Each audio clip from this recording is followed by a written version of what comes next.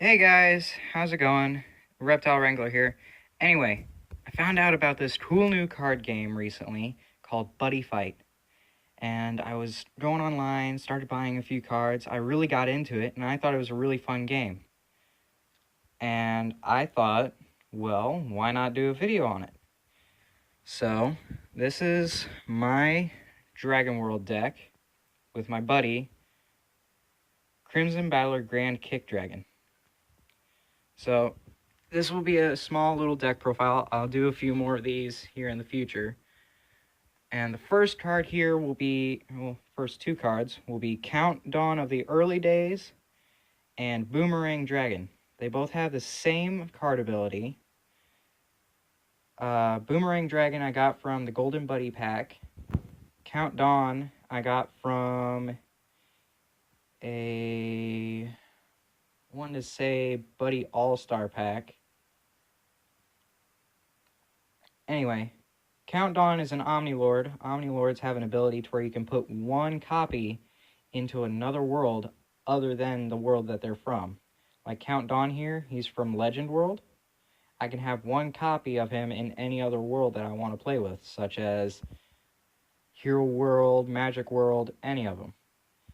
And Boomerang Dragon is from Dragon World. Then I have 3 copies of Spin Nail Dragon. He has 6,000 power, 2 critical, and 2,000 defense. His ability is he can't be called to the center. So he's a pretty high level size 1. Then I have 4 copies of Crimson Battler Maintenance Kid.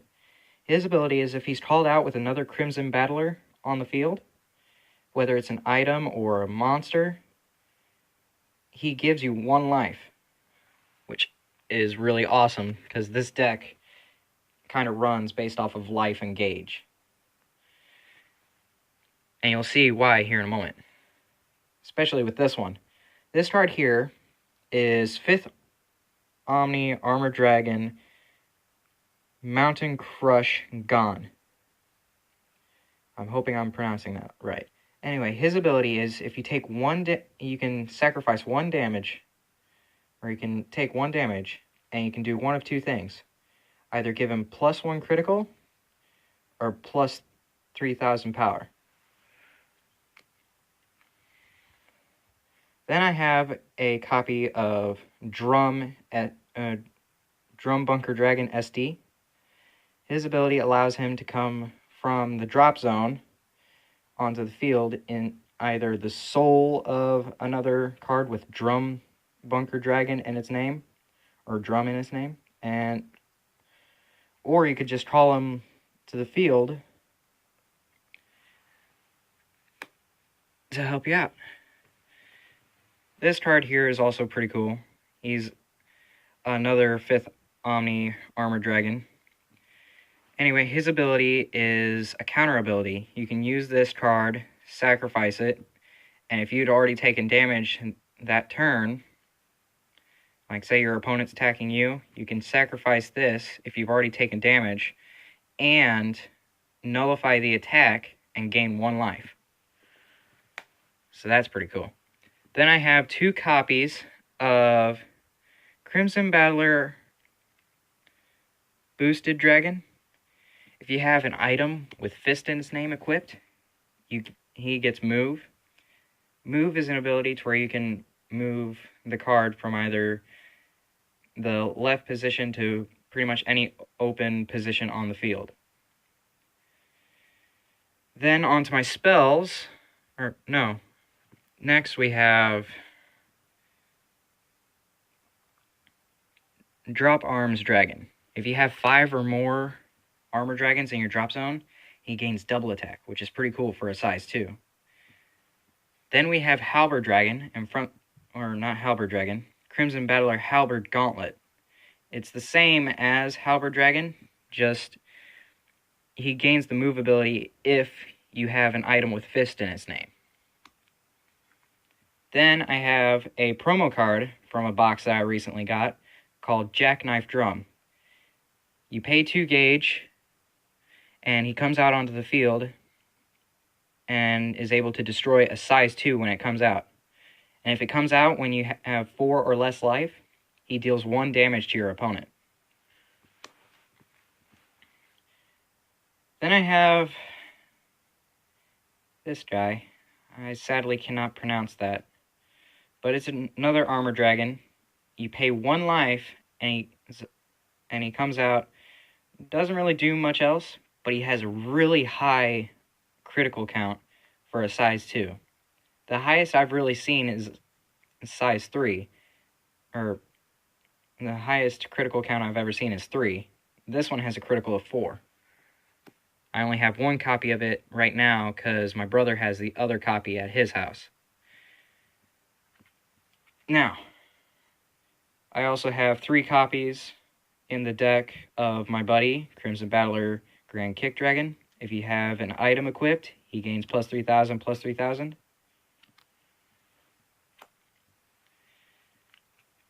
Then I have another Omni Lord, which is Commandant of Enma Alliance Burn Nova. His ability is you can sacrifice another Raging Spirits card from Ancient World, and he gains the ability of that card, or gains all the abilities from that card, such as like Soul Penetrate and other things. This one has Penetrate and Lifelink of 5. Lifelink is another really odd ability that some cards have. It's relative or more common in Ancient World. Another card that I have here for my size 3s is 5th Omni Armored Dragon 1000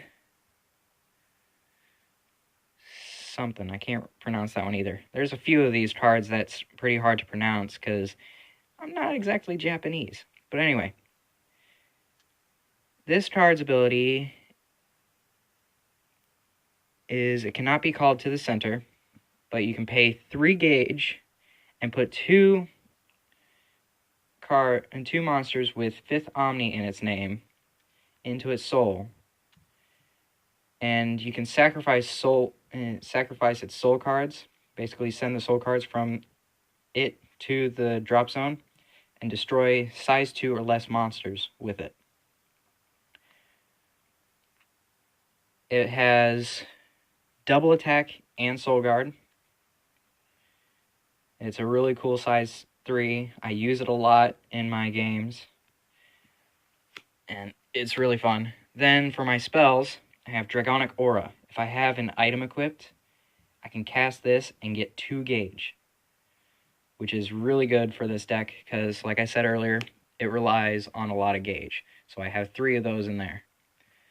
Now, I only have 1 of this at the moment, but it's a really cool card, and I'm planning on getting some more of it. It's called Dragonic Endure. With Dragonic Endure, it's a counterspell. You can cast this and put 3 cards from the top of your deck into your gauge, which is really awesome for more gauge.